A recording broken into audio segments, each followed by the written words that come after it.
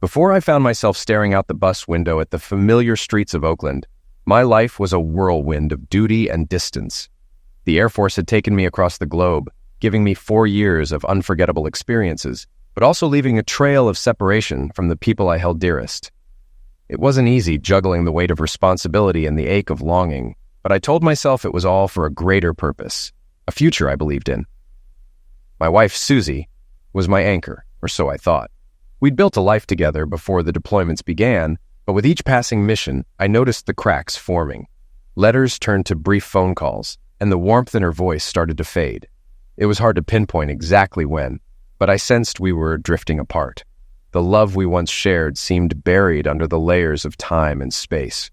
Yet, as the bus sped through the California countryside, I held on to hope that coming home would be the start of something new for us, a chance to rebuild what had crumbled.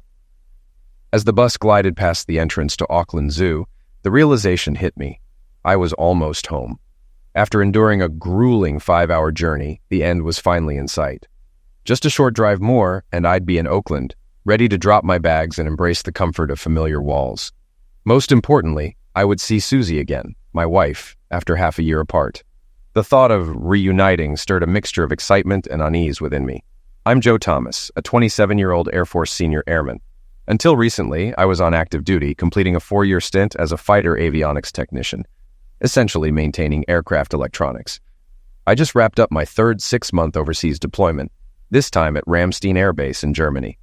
After landing at Edwards Air Force Base earlier today, I opted for a bus ride across the California countryside to decompress and think about my future now that my service is over. My father, Bill, ran a family electrical business in Oakland for years. After high school, my twin brother John and I interned with him.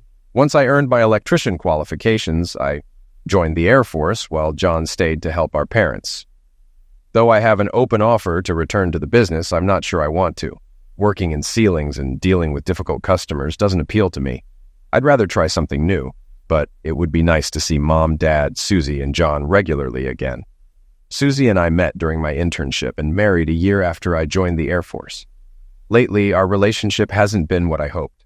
Before my deployment, we started drifting apart, and the separation didn't help. After 5 years together and 3 years married, maybe the spark has faded. I want to figure out how to revive it. Susie, originally from the Midwest, moved to the Bay Area for a business degree, and now essentially runs our family's electrical business. While my mom is the official manager, Susie handles finances, logistics, and inventory, keeping everything running smoothly. I suspect she took the job mainly to stay close to family while I was away, though it's not hers by blood. I'm not sure how she'll feel about me not rejoining the business. After hopping off the bus a few blocks from home, I walked the rest of the way, arriving at 4 p.m. Since Susie was supposed to pick me up from Fairfield at 7 p.m. after my planned stop at Travis Air Force Base, I didn't know if she'd be home yet. Fortunately, an early arrival at Edwards gave me time to catch a bus straight across California. When I walked into the house, everything looked just as it had 6 months ago. I headed to the bedroom to drop my bag and noticed the bed was a mess, with sheets on the floor. The sound of running water came from the shower. Susie must be home. "Are you getting ready to pick me up?" I called out. Startled, she shrieked, "Oh my God, you scared me. What are you doing home already?" "I got dropped off early," I replied. "I'll be out soon, okay?" she said quickly. "I was thinking of joining you. I've been on the road for nearly 24 hours, I added. Her tone was firm. "I'll finish up quickly, and you can shower after." Her reaction wasn't what I had hoped for. No hug, no excitement. It stung. I left the bathroom, grabbed my laundry, and started the washer. When I returned to the living room, Susie walked in, wearing a bathrobe and a towel wrapped around her hair. "So, you're really done with the Air Force? They didn't make you re-enlist?" she asked. "They tried, but no, I'm done," I replied. "Can they still call you back?" "Only if there's a war, and even then, not for the next 4 years." She nodded and walked to the bedroom. I went to the kitchen for a glass of water, feeling disappointed. This wasn't the homecoming I'd imagined. No joy, no warmth. She acted as if I'd been gone for a day, not 6 months. I followed her to the bedroom and watched as she hurriedly cleaned up. "Are you just going to stand there, or will you help me?" she asked, not looking up. "I'm not here to tidy up." "Why does the room look like a tornado hit it? Have you been sleeping poorly? And during the day, too?" I questioned. She paused and looked at me. I was late for work this morning. I came home early to get ready for your return. And you're still not happy to see me? I pressed. She didn't respond and continued making the bed. Frustrated, I walked back to the living room and sat on the couch. I didn't think she was cheating, but her indifference was unsettling.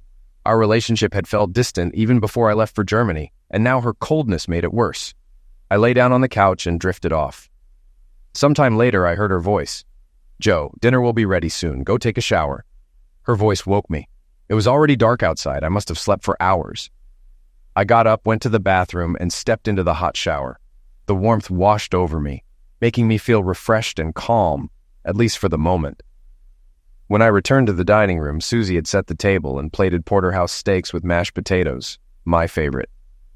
"Smells amazing," I said as I sat down. She smiled. "Welcome home, Joe." "Thanks," I replied, cutting into the steak. "We've got ice cream for dessert too," she added, sitting across from me. As I savored the meal, I glanced at her. "Why didn't you call me from Fairfield? I could have picked you up." "I didn't land at Travis. I flew into Edwards this morning and took a bus home. I thought you'd still be at work," I explained. "Did you stop at your mom and dad's first?" she asked. "No," I said, shaking my head. "I came straight home to see my loving wife." Her expression softened, but she looked apologetic. "Sorry for the lukewarm welcome. I had plans for tonight, but you caught me off guard." "That's okay," I said with a shrug. "We've got time to catch up." Susie ate quietly after that, rarely looking up. She seemed distracted, lost in her thoughts. I broke the silence. "Do you still enjoy working with my family?" "Now that I'm back, you don't have to stay there if you don't want to." She looked up briefly. "I like it. If I didn't, I'd tell you." "I'm fine with it," I said reassuringly. "I just thought you were working there to stay close to them while I was gone. Now that I'm back, it's your choice." "Your mom's great to work with," she replied. "And Dad and John, they still treating you well?" I asked. "Of course," she said, nodding. "Your dad relies on Betty and me, and John's as nice as ever. The guys respect me because they know I'm in charge." We finished eating and moved to the living room for ice cream. Susie sat in a chair instead of next to me on the couch, and I couldn't shake the feeling she was avoiding me. After she finished her ice cream, she picked up the remote. "Susie," I said gently, "could you turn off the TV and come sit with me?" She hesitated for a moment, but eventually joined me on the couch. She perched on the edge, distant. I pulled her closer, but when I leaned in to kiss her, she turned her head and hugged me instead. It felt hollow, like hugging a sibling. I pulled back and looked at her. "What's going on, Susie?" Her eyes darted away. "What do you mean?" "Come on," I said, my voice firm but not harsh. "I've been gone 6 months and you haven't kissed me once. You're avoiding me." "What's changed?" She looked away. "I just need time to adjust to you being home." "That's not true. You never needed time before. Are you seeing someone else?" When Susie glared at me and stormed off to the bedroom, I thought she'd speak, but instead slammed the door behind her. "Where are you going? You can't even answer a simple question," I called after her. I took a few deep breaths and followed her, only to find the door locked. "Susie, can you open the door so we can talk?" Silence was her only response. Frustrated, I went back to the living room, lay on the couch, and turned on the news to distract myself. Thoughts swirled. Was she mad because I questioned her or because I'd hit the mark? Morning light woke me. I stretched and headed to the kitchen for coffee. As I walked toward the bedroom to ask Susie if she wanted some, I noticed the door was open, but she wasn't there. Her car was gone. Had she already left for work? Checking my phone, I realized it was nearly 8 a.m. Late for me. After brewing coffee, I decided to eat before heading to my parents' business. In the garage, my dusty truck wouldn't start. The battery was dead. I pushed it to the slope road, jump-started it, and made a mental note to visit the garage for a checkup. After having breakfast at a diner near my parents' store, I arrived at Thomas Electrical. As I headed toward the back of the store, a young employee behind the counter stopped me. "Sorry, sir. Staff only," he said firmly. "I'm Joe Thomas, Bill's son," I replied. Recognition dawned on his face. "You're the Air Force guy?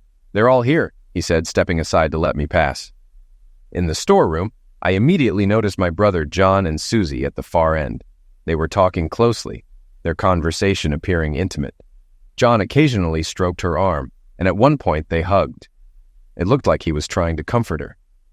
I pushed the scene out of my mind and entered the office, where Mom greeted me with a warm hug.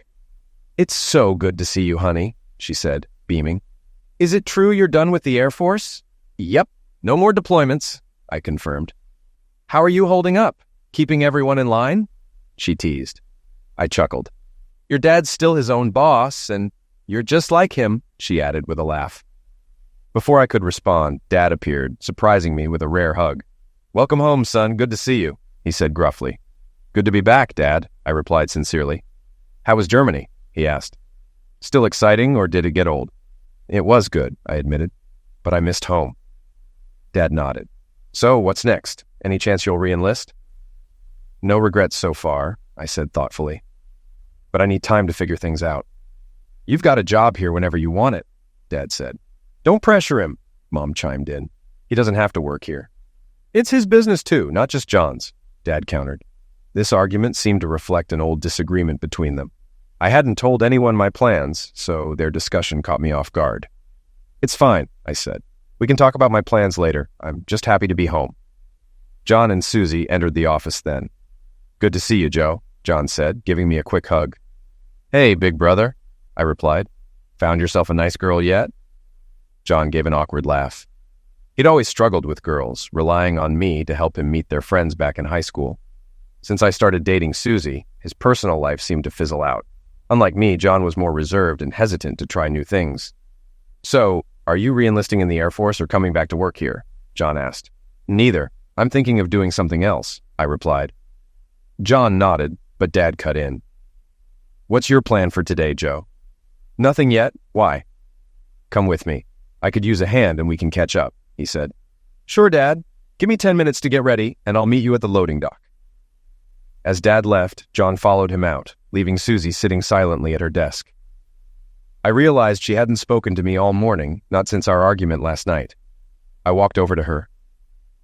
Are we going to talk, or are you just ignoring me? I asked quietly. I don't think there's anything to say, she responded, her tone cold. There's plenty to say, you just don't want to talk, I said, keeping my voice low but firm. She shot me a sharp look. Not until you apologize. I'll apologize if you explain why you've been so distant since I got back. You've spoken more warmly to John than to me. Do you even want to stay married? I asked, my frustration boiling over. Susie's face hardened. Just because I don't jump into bed with you doesn't mean I'm cheating. But you won't even show affection. Why? I pressed. I told you, I need time to readjust, she snapped. Readjust to what? What's going on? I demanded. Nothing, she said curtly. Bill's waiting for you, and I have work to do. Please go.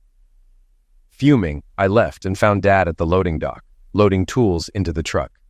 You ready, Joe? He asked. Yeah, let's go, I replied. At the job site, a gutted house, Dad and I got to work, him on the light fixtures and me on the outlets. After a couple of hours, we took a break in the truck. Here, take half my sandwich, Dad offered, handing it to me. Thanks, I said, taking a bite. We ate in silence until I finally spoke up. Mom mentioned this morning that you and she had talked about me not working here. What's that about? Dad sighed, his eyes focused on the dashboard. Your mom thinks John will do better if you don't come back. She wants to give him space to succeed.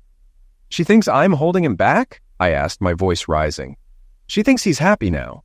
She believes this is his chance for a good job, a family, a stable life, Dad said carefully. And me working here would ruin that? I asked bitterly. Dad shook his head. I don't agree with her, but she's convinced. I clenched my fists. She's always favored John, but this is next level. What's going on? Dad hesitated, then cursed under his breath. Crap. You don't know, do you? Know what? What are you talking about? I demanded. He avoided my eyes, finally saying, Susie and John, they've been together since you left for Germany. She told us you two broke up before you deployed. What? I barked. That's a lie. We never broke up. Dad exhaled heavily. The coldness from Susie. It all makes sense now. Your mom and I didn't know at first. She was upset, but Susie told us you knew. Eventually, your mom accepted it. Accepted it? So they tried to hide it from me? Not exactly, Dad said. Susie claimed you knew. We all thought you were okay with it. John knew damn well I had no idea, I growled. And this morning he hugged me like nothing happened. I sat in silence, the betrayal from my wife and brother sinking in. Dad stayed quiet, the air in the truck heavy with tension. Finally, I broke the silence. So you and Mom knew John was with my wife while I was overseas, and you were okay with it? No, I wasn't okay with it, Dad said, his voice low. Your mom was upset at first too, but she eventually accepted it. They tried to keep it a secret. Does everyone at the store know? I asked, my voice tight with anger. Yes, Dad admitted reluctantly. I clenched my fists tighter. Unbelievable, and John acts like nothing happened, even hugging me this morning. Dad sighed. Susie told us you two broke up before you left for Germany. She and John were already close, and we thought they got together because they were lonely. Close? I snapped. That means John's been after my wife for a while. I can't believe he'd do this to me. I think he's always been jealous of you, Dad said quietly. Jealous? Mom wants me gone so John can have my wife, the business, and everything else. Should I hand him my house and truck too? I spat bitterly. Your mom didn't know she'd been lied to, Dad said. She thought you left Susie. She wanted them to be happy, but it wasn't right. John is dead to me, I spat. Come on, Joe. He's still your brother, Dad said. I know you're angry, but Susie's just as much to blame. No, John's my brother. If anyone should have my back, it's him. And Susie? She acted like I owed her an apology last night. I'm sorry, Joe, Dad said quietly. This is a mess. I looked at him sharply. What will you say to them when you get back to the store? Nothing, Dad admitted. I gave them a hard time when I found out, but I thought you knew. They should have at least waited until you were divorced. I took a deep breath to calm myself. The betrayal burned and memories of my arrival home twisted in my mind. I finally replied, I need time to think about this, but I won't ruin my life over them. They're not worth it. Dad nodded. Call me later so I know you're okay. Sure, Pa. I headed to the store to grab my things. When I walked into the office, Mom looked up. Done already? She asked. No, Dad's still there. I came back to talk to my cheating wife and my traitor brother, I said coldly. Mom's face paled. What are you talking about? You two aren't together anymore. No, Mom, that's the lie they told you. Susie and I never split. They've been lying to you and Dad. I turned to Susie. How could you do this to me, with my own brother? Susie said nothing, running out of the office. I looked at Mom. So, is this what you wanted, Mom? To get rid of me so John can have it all? I didn't know, Joe. I thought you and Susie broke up, Mom said weakly. You could have asked me when I called, but you stayed quiet, protecting them. Well, now you know you can't trust them, I said bitterly before walking out. As I exited, John approached me. Step back, John. Don't make this worse, I warned. You need to leave, Joe. This isn't your place anymore, John said defiantly. I confronted John, and in the heat of the moment, a scuffle broke out, leaving him on the ground with a bloodied nose. You're dead to me, John. Don't come near me. Susie better have her stuff out of my house by tonight, I said coldly. I stepped over him, left the store, and drove off. It's been 3 months since I learned about Susie and John. She moved in with him, and I sold the house.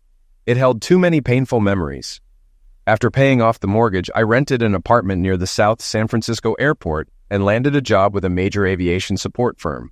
The work was challenging, but my fighter experience prepared me, and I finally felt like I was moving forward. Mom and Dad visited once I settled in. While Mom and I made peace, she had scaled back Susie's role in the family business.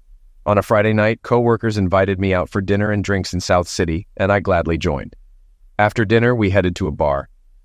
On my way back from the restroom, I accidentally bumped into someone. Sorry about that, I said, stepping back. No problem, the woman replied, turning toward me. I froze. Maddie, wow, it's been years. Joe, she exclaimed, her face lighting up as she gave me a brief hug. Maddie had been my first love, and the first girl John had tried to steal from me back in high school. You look amazing. Do you live nearby? I asked, still surprised to see her. I'm in San Bruno near the airport. What about you? She asked with a curious smile. I'm here in South City, I said. I work in avionics. What about you? I run a travel agency near the airport, Maddie replied proudly. We spent a few moments catching up. She mentioned hearing that I'd gotten married, and I admitted that I was now separated. How about you? I asked, grinning. There's no way you're single. Actually, I am, Maddie said, catching me off guard. Old memories and feelings began to stir. You're here with friends, right? I asked, glancing around the room. Yes, she said. What about you? My coworkers, I replied, then gestured toward the table. Want to join us? Sure, let's merge our tables, Maddie said, grinning. We returned to our groups. My team, Mike, Jay, Brian, and Teddy, was eager when I mentioned Maddie's friends. Let's do this, Mike said, already eyeing the table of women. As we joined Maddie's group, I made it clear, Maddie's the blonde with the bob. She's mine. You guys pick from the other two. Deal, Mike said, laughing as we grabbed chairs and moved closer to the women. Hey, Maddie, I said, smiling as we settled in. Hi, Joe. Help me bring the tables together, she said, her smile sparking a renewed sense of excitement. As we joined the tables, Maddie introduced everyone. I'm Maddie, and these are Bethany and Kira. Hi, I'm Joe. These are Jay, Mike, Brian, and our boss, Teddy, I said. So, how do you know Joe? Bethany asked Maddie. He was my first crush. We were high school sweethearts, Maddie replied. Bethany and Kira sighed in unison. So, you're not married to Joe? Kira asked with a teasing smile. No, and don't even think about matchmaking us, Maddie said with a grin. Looks like you messed up, bro, Jay joked, smirking at me. Yeah, I did, I admitted. I turned to Maddie, who leaned in and whispered, Are you just saying that, or did you finally realize I was right about John? Lowering my voice, I said, I figured it out recently.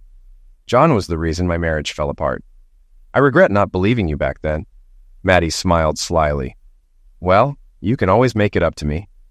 I really want to, I said sincerely. She gave me a quick kiss on the cheek, drawing chuckles from the table. Whoa, Maddie, what did Joe say to earn that so fast? Bethany asked, amused. I don't kiss and tell, Maddie replied. But Joe's always been the nicest guy I've ever met. Really? Was he your first too? Kira asked, grinning. Kira, that's a bit personal, Maddie said, laughing. What about you, Joe? Was Maddie your first? Kira pressed, nudging me. Yes, and the best, I said confidently, earning cheers and backslaps from the guys.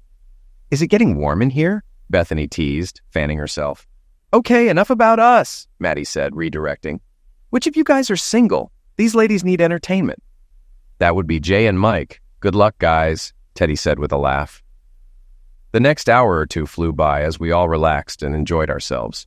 Jay and Mike seemed to really hit it off with Bethany and Kira, and even Teddy and Brian were having a good time. As for me, I couldn't get enough of Maddie. She was just as captivating as I remembered, and it felt so natural being around her again. At some point, I excused myself to use the restroom.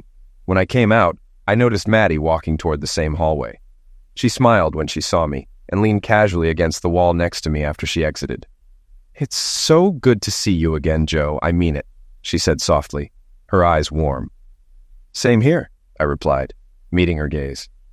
I'd forgotten how much I enjoy spending time with you, just being with you. She smiled faintly. I know. Maybe it's like they say about your first true love. You form a bond that stays with you for life. Maybe, I said, my voice lowering. But I'd like to put that theory to the test. Damn it, Joe, you're really smooth, Maddie said with a mischievous smile. You could start by giving me your number and taking me out to dinner. What if I want to start by kissing you first? I asked, leaning in slightly. Maddie giggled and gave me a playful look. Okay, Joe, we can start with that. I leaned in and kissed her, softly at first. It felt even better than I remembered. Maddie's hand moved to my face while her other arm wrapped around my back. I pulled her closer, letting the moment linger, savoring the warmth and softness of her lips. It felt like time had stopped. When we finally broke the kiss, Maddie looked up at me, her cheeks slightly flushed. Wow, that was really good. You've still got it, Maddie, I said, grinning. She laughed softly, still catching her breath. Pretty sure that's all you, Joe. But we should get back to the table before I lose control of myself. Do we have to? I teased.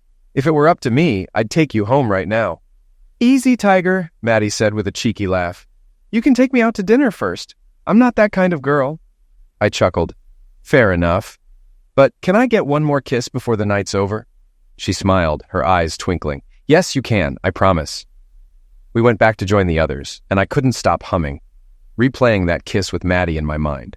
We chatted for another hour before heading to the dance floor, pairing off. Jay danced with Bethany, Mike with Kira, and Teddy had already left to go home to his wife and kids. Brian followed soon after, leaving just the three couples. Around 1 o'clock in the morning, I was slow dancing with Maddie when she said, Joe, the girls and I are heading home after this song. You'd better call me. That's one thing you'll never have to worry about, I replied with a smile. I can't wait to see you again, and you haven't even left yet. Maddie rested her head on my chest, and we danced slowly until the song ended. Walking back to the table, we found Jay and Bethany already seated with Mike and Kira close behind. The night felt surreal. 3 couples forming in one night. Was that even possible? Eventually, we all went outside to wait for a cab, each couple lost in their own conversations. The first cab pulled up for the girls. Maddie gave me a quick kiss and reminded me, "Call me," before hopping into the car with Bethany and Kira. Left standing with Jay and Mike, Jay turned to me and said, "Joe, I owe you for this. Bethany is amazing. We already have another date." Mike added, "Same here. Kira actually asked me out. I was too nervous in case she said no." "Glad I could help, guys," I said. Tonight was amazing, better than I ever hoped. The next morning, I woke up feeling slightly groggy, but not too bad. Maddie was on my mind from the moment I opened my eyes. After showering and getting dressed, I headed to a coffee shop near my apartment for some coffee and waffles. As I sat there, thinking about her, my phone rang. "Hello?" I answered, glancing at the unknown number. "Hey, Joe," Maddie's familiar voice came through the line. "I just realized I never gave you my number last night. I just got yours, so save mine, okay?" "Of course I'll save it," I said quickly. "Honestly, I was just thinking about you." "No, wait, that's a lie. I've been thinking about you all morning." Maddie laughed warmly. "Well, now I'm thinking about you too." "Really, Joe, are you in love with me already?" "If we were in Salem in the 1600s, I'd accuse you of being a witch for putting a love spell on me," I teased. "Oh my God," she giggled. "Did you rehearse that line?" "Did you like it?" I asked, grinning. "Yeah, I liked it," she admitted. "Well," I said playfully, "if I'm under your spell, does that mean you can make me do whatever you want?" "Absolutely," Maddie replied. "Then I order you to pick me up and take me to lunch today," I said, flipping the script. "Deal," she said without hesitation. "Send me your address, and I'll be there." "I will." "And Maddie?" "Yes?" "Thanks for last night. I haven't felt this happy in a long time." "I feel the same way," I said sincerely. "It's like I've hit a reset button on my life. A new place, a new job, new friends, and hopefully someone special to share it with." Maddie laughed lightly. "If I find out who she is, I'll scratch her eyes out." "What?" I chuckled, caught off guard. "Well, we're not rookies at this," she said, her tone softening. "But I hope we can make it special this time." "I hope so too," I agreed. "Okay, my waffles are getting cold. Don't forget to send me your address." "I'll send it now. See you soon, Joe." "Bye, Maddie," I said, ending the call with a smile. When I got to Maddie's house, finding a parking spot was impossible. Luckily, I saw her coming out of the building, so I honked and waved. She hopped into my freshly cleaned pickup. I'd spent 2 hours making it spotless for her. "So, where are you taking me for lunch, Joe?" she asked, leaning over to kiss my cheek. "How about Pedro Point? We can grab some food on the way and sit by the ocean. It's a bit of a hike, though." "Sounds perfect," Maddie said, her face lighting up. As we walked down the path toward the observation deck, I held Maddie's hand. She glanced up at me with a soft smile. When we reached the end of the trail, we sat on the grass, the Pacific Ocean stretching out endlessly before us. After a moment of quiet, I opened my backpack and pulled out the sandwiches we'd picked up earlier. "I thought you'd take me to a nice restaurant or cafe," Maddie said with a playful grin. "But this is so much better." "I'm glad you think so," I replied. "I wanted it to be something memorable. Eating out doesn't always feel special." Maddie leaned her head on my shoulder, her voice softening. "You're making me nervous, Joe." "What do you mean?" I asked, looking down at her. "Well," she began, "just yesterday I had no idea where you were or what you were doing. Now, it's hard to imagine not being with you. This is happening so fast. I don't want to get hurt again." I hesitated, then said, "I'm sorry for how things ended between us back then." "I should have believed you." "No, that's not it," she cut me off, shaking her head. "I was hurt by my marriage. I only started moving on a few months ago, and now I'm here with you. With you, Joe, I can't do casual. It's all or nothing, and that scares me." "What scares you?" I asked gently. "Falling in love again? Or remembering how much it hurts when love goes wrong?" "Both," Maddie said, her voice trembling. "Doesn't it scare you, knowing what it's like when love hurts?" "I know the feeling," I admitted, "but I'm not going to let it stop me. My relationship with my ex-wife doesn't define us. You're nothing like her. What we have is different." Maddie looked at me, her expression cautious. "What about your ex? Are you going to say I remind you of her?" "No, not at all," I said firmly. "If anything, I always wished she were more like you, or at least the version of you I remember." Her brow furrowed slightly. But what if I'm not what you remember? What if I turn out to be more like her than you'd like? I took a deep breath. Well, I don't know your ex, but I do know myself. In my head, I'm still that high school kid who had a crush on you. Sure, I've got a few more scars and stories, some good, some bad, but I'm still me. I want to live a wonderful life, and I want to share it with someone I love. Maddie's expression softened. Okay, she said quietly, but if you hurt me again, there won't be a third chance. I held her gaze. I won't need a third chance. I promise. Maddie lifted her head and we shared a gentle kiss. After lunch, we went back to her apartment to hang out, or more accurately, make out. I didn't push for more. Maddie had already said she was nervous about how fast things were moving, so I decided to let her set the pace. That Saturday night, Maddie planned to see a movie with Bethany. It turned into a double date with Maddie and me, plus Bethany and Jay. I didn't stay over that night. Instead, I had dinner with my parents on Sunday, making sure John and Susie wouldn't be there. Over the following week, I took Maddie out to dinner twice. On Friday night, we all went out again, 3 couples this time. Around 10 p.m., Maddie leaned over to me at the table. "Joe, can you take me home?" she asked. "Are you okay? Is something wrong?" I asked, concerned. "No, nothing's wrong, just the opposite. I want you to take me home," she said softly. I looked into her eyes and raised my eyebrows. "Are you sure?" I asked. "Yes, I'm sure," she confirmed. Maddie kissed me softly on the lips. We stood and I announced to the group, "We're heading out." They seemed to understand and didn't object. When we got back to her place, she led me into the living room. "Have a seat on the couch, Joe. I'll be right out," she said. "Do you want something to drink, Maddie?" I offered. "No, I'm fine." "Help yourself if you want," she replied. I considered it, but decided against more whiskey, opting for water instead. I was just getting comfortable on the couch when Maddie came out of her bedroom. She was wearing something special and invited me to join her. That night, we made love. Afterward, Maddie looked into my eyes. "I can't believe I'm already so in love with you. You know that, right?" she asked. "I love you too, Maddie. I really do," I replied. In the weeks that followed, Maddie and I were inseparable. Outside of work, I often spent nights at her apartment since it was closer to our jobs. I even started keeping work clothes and a toothbrush at her place for convenience. It was incredible how quickly we fell into a rhythm, as though we were finally finding our missing halves. In the year we dated in high school, we knew each other well, but now, with more life experience, we were discovering ourselves and each other on a much deeper level. It was Tuesday night. We had just returned to Maddie's apartment after dinner, and I was sitting on the couch waiting for her to come back. I couldn't stop thinking about how happy I felt just being around her. Maddie reappeared, wearing an oversized t-shirt that looked like a dress, and snuggled up to me on the couch. "Joe, I've been thinking," she said. "You don't have to if you don't want to," I teased. Maddie smiled but pressed forward. "Shouldn't we talk about what happened in our marriages? Just so we can understand how we got here?" "To what end?" I asked. "To figure out what went wrong?" "Yeah, and maybe to make sure we don't repeat the same mistakes," she replied thoughtfully. "All right, do you want to go first or should I?" I asked. "You go ahead," Maddie said with a small smile. "But I have a feeling your story might be longer than mine." "Fair enough. Where should I start?" I asked.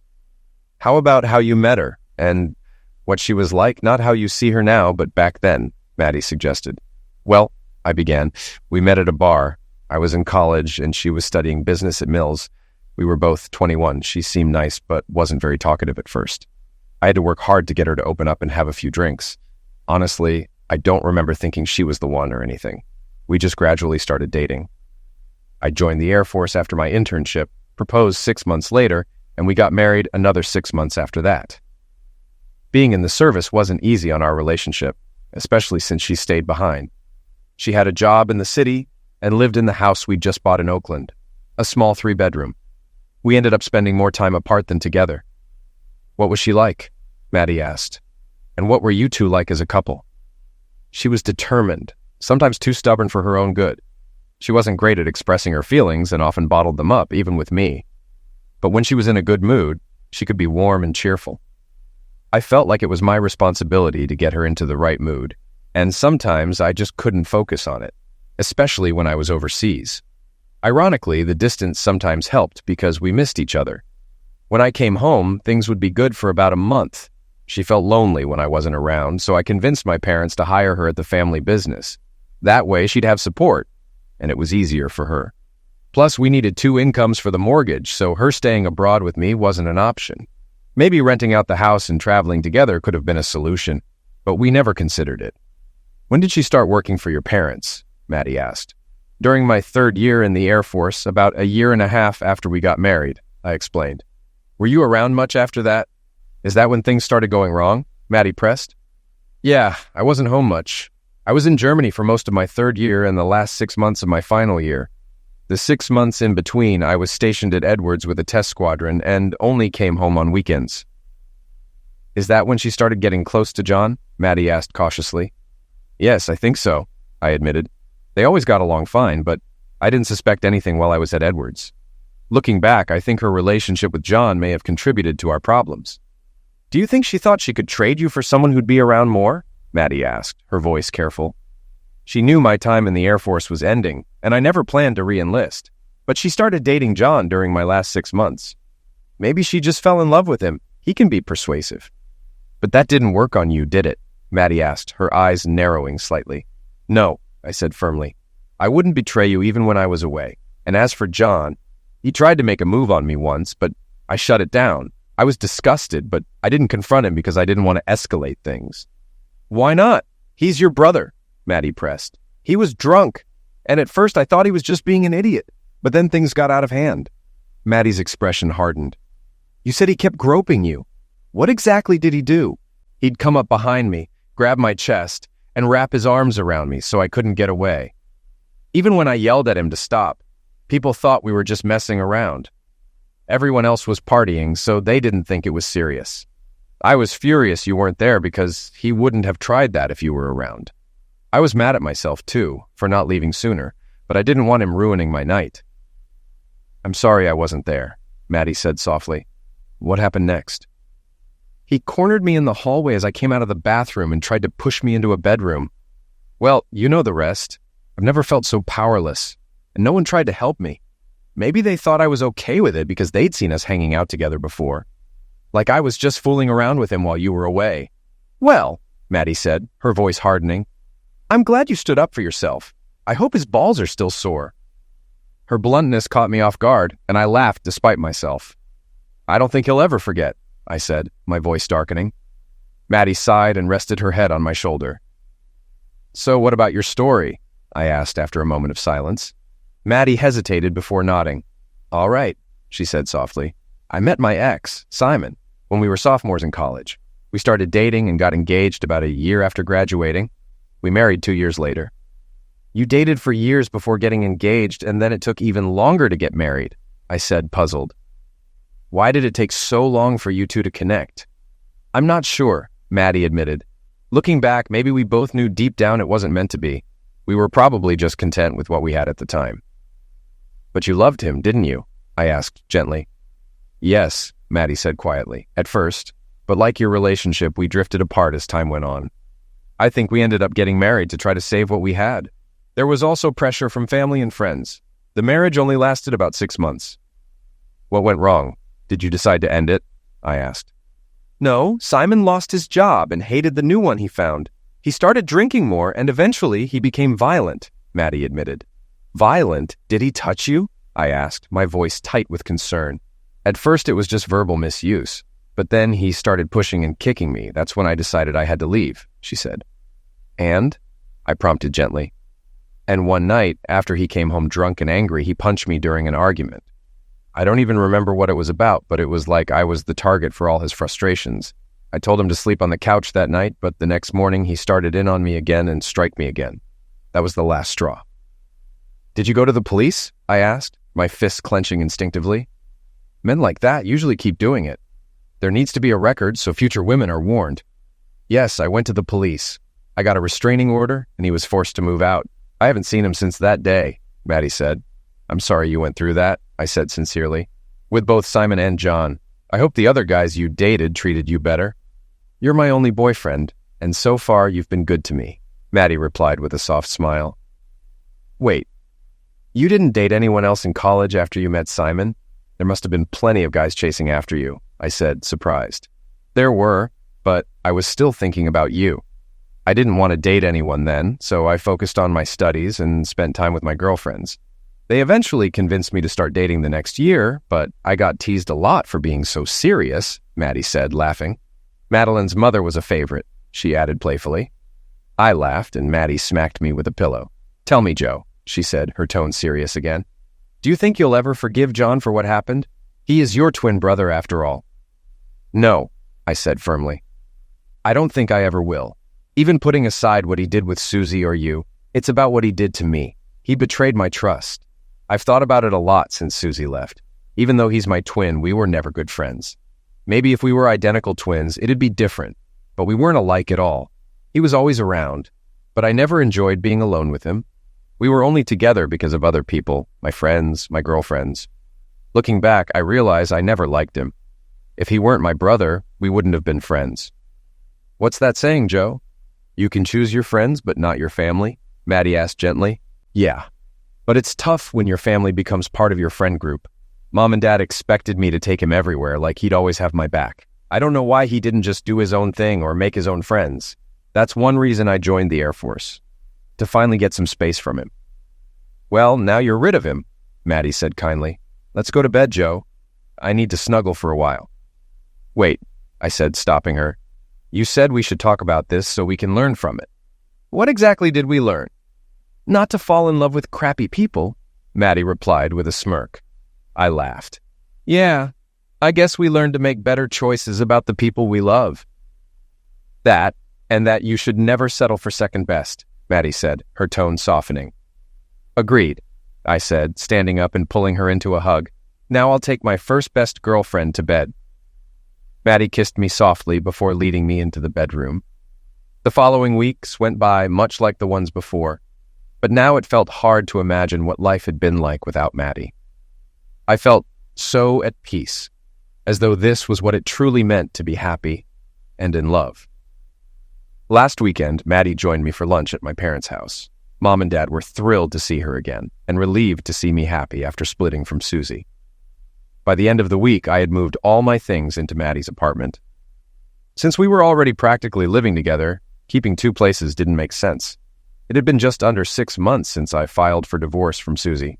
Maddie's divorce had been finalized about 8 months after she filed, so hopefully I only had a few months left before it was official. Mom turned 50 on Thursday, but she threw a big party Saturday evening at my parents' house. Over 60 friends and family attended, making it hard to avoid John and Susie without upsetting Mom. Skipping the party would have let them control my relationship with my parents, so Maddie and I decided to go. We arrived around 4 p.m. The house was already crowded, and the party was set up in the backyard under a large gazebo. As we made our way through, greeting relatives, Mom appeared from the kitchen. She stopped, beamed, and pulled us into a hug. You two look like you belong in a daytime TV romance, she exclaimed. Absolutely gorgeous. You look amazing too, Mom, I said, smiling. Not a day over 40. Stop it, Joe, she laughed. Is this how you won Maddie over? Maddie chuckled. He's smooth, Betty, but he's also genuine. That's his dad in him. Bill was always a sweet talker, Mom said. Happy birthday, Betty, Maddie said warmly. Happy birthday, Mom, I added, handing her our gift. Hope this is a party you'll never forget. Thank you, she said, hugging us again. Then, hesitating, she added, Joe, John, and Susie are here. Is that a problem? Not from us, I assured her. It's your night. Enjoy it. Determined not to let them ruin the evening, we headed to the backyard where Dad greeted us. You both look amazing, he said, shaking my hand and kissing Maddie on the cheek. Maddie, how my son convinced you to fall for him is beyond me. Laughing, Maddie replied, He's quite charming. Must take after you. Smart and handsome. You've done well, Joe, Dad said proudly. Mom looks great for her big day, I said, steering the conversation back. She seems happy. She's been stressing for weeks, Dad confided. Hopefully she can relax now. I hope so too, I agreed. Lowering his voice, Dad added, Joe, your brother and Susie are here. Is that okay? As long as they stay away from us, I said calmly. I'll make sure they do, Dad promised. Thanks, Dad, I said, feeling more at ease. We mingled with the crowd, mostly family and friends of my parents. Some I knew well, others just vaguely, but everyone seemed to recognize me. My height and build made me hard to miss, Maddie, however, was the star of the evening, with guests constantly gushing over how stunning she looked. At one point, she went into the kitchen to help Mom bring out food, and I noticed Susie following her. I smirked to myself. Susie has no clue who she's messing with if she's going after Maddie. A few minutes later, Susie came out of the house looking upset. She went straight to John, and I could see them arguing before Susie stormed off to sit far from him. Not long after, Maddie appeared, carrying a tray alongside Mom and one of my aunts. She caught my eye, flashing a mischievous smile. God, I love that woman. After setting the food down, Maddie joined me, looking smug. She leaned in close. "You've been up to something, haven't you?" I teased quietly. "You have no idea," she replied with a grin. "But I'll fill you in later." "Not even a hint?" I asked. "Just enjoy watching Susie and John squirm all night," she said, laughing softly. I smiled and kissed her gently. "The moment my divorce is final, I'm marrying you." She raised an eyebrow, smirking. "You planning to ask me first?" "I will," I promised. "On one knee and everything. I might even sing for you." "Let's skip the singing," she teased, laughing. "But I'm looking forward to it." For the rest of the night, Susie and John barely spoke. When they did, Susie's scowl made it clear things weren't going well. Later, when I went inside to use the bathroom, I found John lingering awkwardly in the hallway. The moment he saw me, he stepped aside, avoiding eye contact. I gave him a quick, dismissive glance as I walked past, and that was the extent of our interaction. After the party, I drove Maddie back to our apartment. She was grinning the entire ride home. As soon as we stepped inside, I couldn't hold back. "All right, spill it. What did you say to Susie at the party?" Maddie leaned against the counter, smirking. "So I went to help your mom with the food, but she left for the bathroom, leaving me alone. That's when Susie walked in, started loading a tray, and said, 'So, you're Joe's new girlfriend. I'm his wife, Susie.'" "She really said that?" I asked, stunned. "Oh, absolutely," Maddie said with mock sweetness. But I didn't let her rattle me. I looked her in the eye and said, "Soon-to-be ex-wife, actually, and I'm not just Joe's new girlfriend. I'm Maddie, his first girlfriend, the first girl he loved, and soon-to-be his wife." I laughed. "What did she say to that?" "She froze, totally caught off guard," Maddie said, grinning. "Then she tried. Joe already broke up with you once. What makes you think he won't do it again?" "So," I shot back, "Joe didn't break up with me. I left him because he didn't believe me when I warned him your dear John was after me. And we both know John has a thing for taking everything Joe has. Friends, girlfriends, even his wife." I stared at her, amazed. "You said that?" "Oh, I wasn't done," Maddie replied. "I added, John knows how to get what he wants, but he didn't get me. I'd never stoop that low. You, on the other hand, better keep an eye on him. Guys like that don't handle rejection well, especially when they're drunk or angry." I was speechless. No wonder she looked so upset when she came out. "She didn't know what to say," Maddie said with a shrug. "She just stared at me, then walked out. A few minutes later, she and John were arguing." "Do you think she's realizing who John really is?" I asked. Maddie nodded. "She's not dumb. Judging by how they acted the rest of the night, she's already regretting her choices." I exhaled, shaking my head. "That explains why she avoided him all night. You were right. John was probably manipulating her the whole time." Maddie rested her head on my chest. "John was different when you weren't around. Your presence kept him in check. Without you, his true nature came out." I frowned. "Why didn't anyone tell me this before?" "Tell you that your twin brother is a manipulative idiot who resents you?" Maddie tilted her head. "He was always around, so no one could. And honestly, I was scared you wouldn't believe me. Until that party, I was right. You didn't." "Yeah," I admitted, regret creeping in.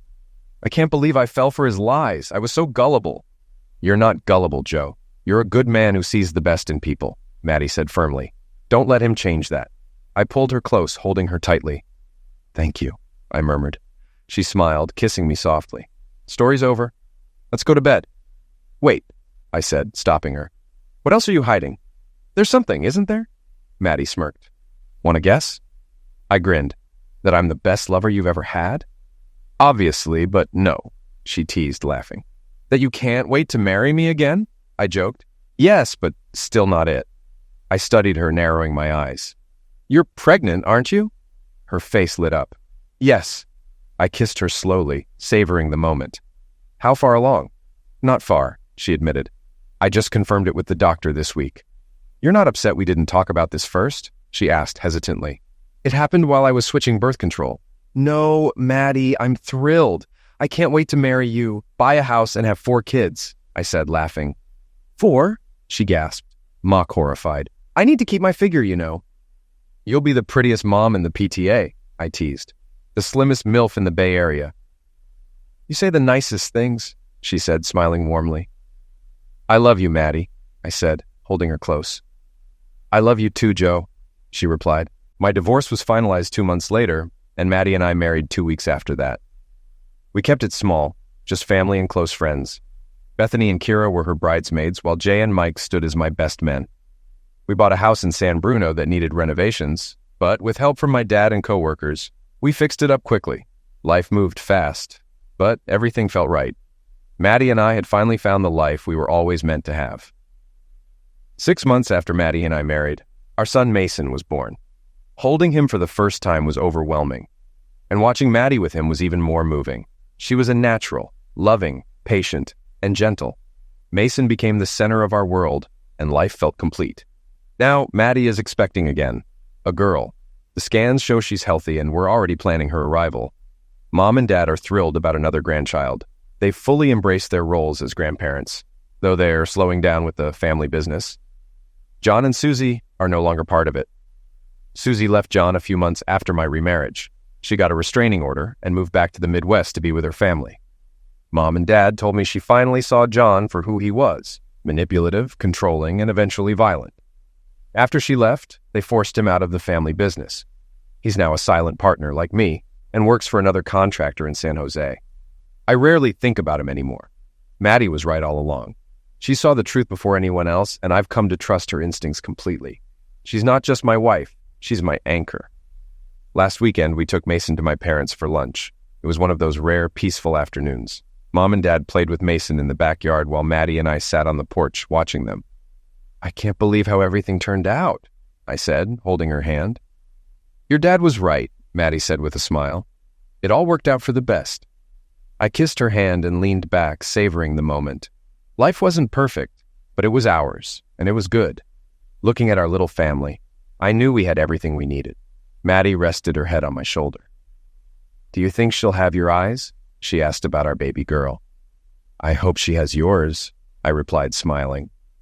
Maddie laughed softly. "I hope she gets your patience, and maybe your optimism." "And maybe your stubbornness," I teased. She rolled her eyes.